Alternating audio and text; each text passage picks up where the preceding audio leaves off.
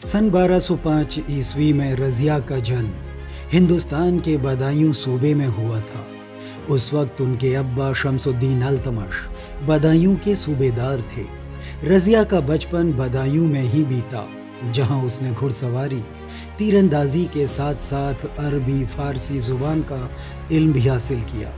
1210 ईस्वी में कुतुबुद्दीन ऐबक की मौत के बाद उसके बेटे आराम शाह को जुद की जंग में शिकस्त देने के बाद अल्तमश दिल्ली की आवाम के बुलावे पर दिल्ली का सुल्तान बना। उसने लाहौर की जगह दिल्ली को हिंदुस्तान की राजधानी बनाने को तरजीह दी। 1229 ईस्वी में बगदाद के खलीफा अल मुंतसिर बिल्लाह ने सुल्तान अल्तमश को गुलामी के तमगे से आज़ाद कर सुल्तान आज़म नाम से खिलअत बख्शी। इस खिलत का सारा हवाला मिनहाज-उस-सिराज ने अपनी किताब तबक़ात नासिरी में बयां किया है।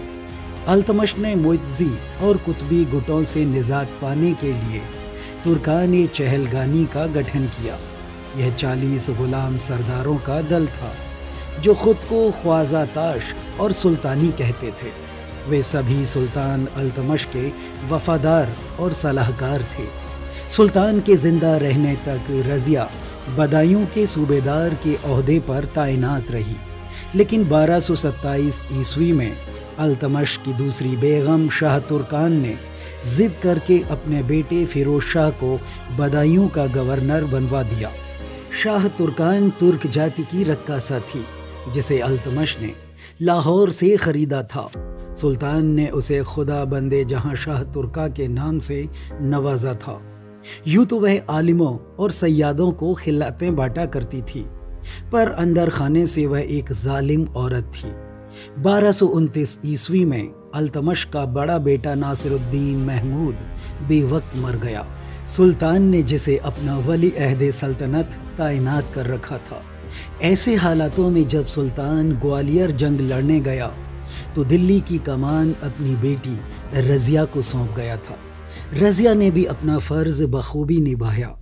लिहाजा 1232 ईस्वी में ग्वालियर की जंग जीतने के बाद अल्तमश ने चांदी के नए सिक्के जारी करवाए, जिन पर उसने अपने नाम के साथ साथ रज़िया का नाम भी लिखवाया और अपने मशरफ़े ममलकत ताजुल मुल्क मोहम्मद दबीर को यह हुक्म दिया कि वह रज़िया को वली अहद सल्तनत की तैनाती से मुताल्लिक वसीयत के कागज़ात जल्द तैयार करे। मिनहाज-उस-सिराज ने लिखा है कि सुल्तान का मानना था कि उसके बेटे आला दर्जे के अय्याश और बदचलन हैं, जिनमें से कोई भी सुल्तान बनने के लायक नहीं है।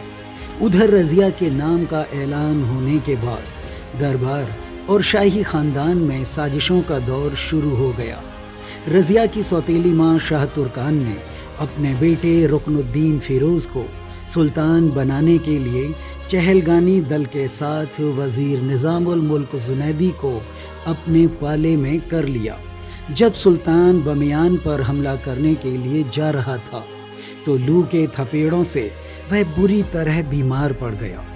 लिहाजा अपने दौरे को रद्द कर वह दिल्ली वापस आ गया, जहां 12 अप्रैल 1236 ईस्वी में उसका इंतकाल हो गया। सुल्तान की मौत के दूसरे दिन अमीरों ने रज़िया की जगह उसके सौतेले भाई रुकनुद्दीन फ़िरोज़ को गद्दी पर बैठा दिया। इससे पहले वह बदायूं और लाहौर का सूबेदार रह चुका था। फ़िरोज़ की अय्याशियों के चलते हुकूमत की कमान शाह तुर्कान के हाथों में थी। उसने अल्तमश के छोटे बेटे कुतुबुद्दीन को अंधा करवा कर मरवा दिया। इससे पनपी बगावत को फ़िरोज़ दबा न सका। लिहाजा सेना और अमीरों के सहयोग से रज़िया दिल्ली की सुल्तान बन गई और 19 नवंबर 1236 ईस्वी के दिन रुकनुद्दीन फ़िरोज़ को भी कत्ल कर दिया गया। वह महज 6 महीने 18 दिन तक सुल्तान रहा। शाहज़ादी रज़िया जलालतुद्दीन उम्दतुल निस्वां के लक़ब से दिल्ली की गद्दी पर बैठी। मिनहाज ने लिखा है कि अब सल्तनत में अमन कायम हो गया और लखनौती से देवल तक के सूबेदारों ने उसे अपना सुल्तान मान लिया। रज़िया जनाने कपड़ों की जगह मर्दाने लिबास कबा, कुलाह और बूट पहनकर दरबार में हाजिर होती थी। उसने तमाम सूबेदारों के ओहदों में तब्दीली कर उन्हें इधर उधर तबादला कर दिया।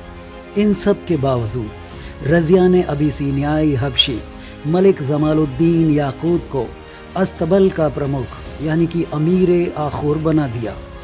इतिहासकार फरिश्ता लिखते हैं कि रज़िया याकूत की मोहब्बत से लबरेज थी।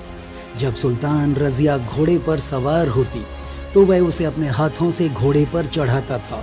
उस नामुराद हबशी की आमद सुल्तान रज़िया की ख्वाबगाह तक थी। यूं भी इश्क और मुश्क छुपाए नहीं छिपते। इन सब बातों को नज़रअंदाज कर दें तो रज़िया की सबसे बड़ी कमज़ोरी यही थी कि वह एक औरत थी। हालांकि उसने तुर्क सूबेदारों की कमर तोड़ने में कोई कसर नहीं छोड़ी। यही वजह थी कि 1240 ईस्वी में लाहौर के कबीर खां अयाज की बगावत के साथ कई और बगावतों को दबाने के बावजूद उसके सामने हर बार नई मुसीबतें आकर खड़ी हो जाती थी। एतगीन के इशारे पर भटिंडा के सूबेदार अल्तूनिया हबशी ने बगावत कर दी। माह रमज़ान की गर्मियों की परवाह किए बिना रज़िया तबरहिंद पहुंची, जहां उसके कई वफादार अल्तूनिया से जा मिले। सुलहनामे के दौरान ही अमीरों ने याकूत को कत्ल और रज़िया को भटिंडा के किले में कैद कर दिया। अपने वफादार खादिम याकूत के कत्ल से रज़िया पूरी तरह से टूट चुकी थी। उधर दिल्ली में रज़िया के तीसरे भाई बहराम शाह को गद्दी पर बैठा दिया गया। उसने नाइबे ममलकात का नया ओहदा बनाया, जिस पर एतगीन को तैनात किया। इससे अल्तूनिया बौखला गया। रज़िया ने उसे अपनी तरफ मिलाने का संदेशा भिजवाया। अपनी स्थिति को मजबूत करने के लिए रज़िया ने अल्तूनिया से शादी कर ली। उधर दिल्ली में बहराम शाह ने नाशुक्र एतगीन का कत्ल करवा दिया।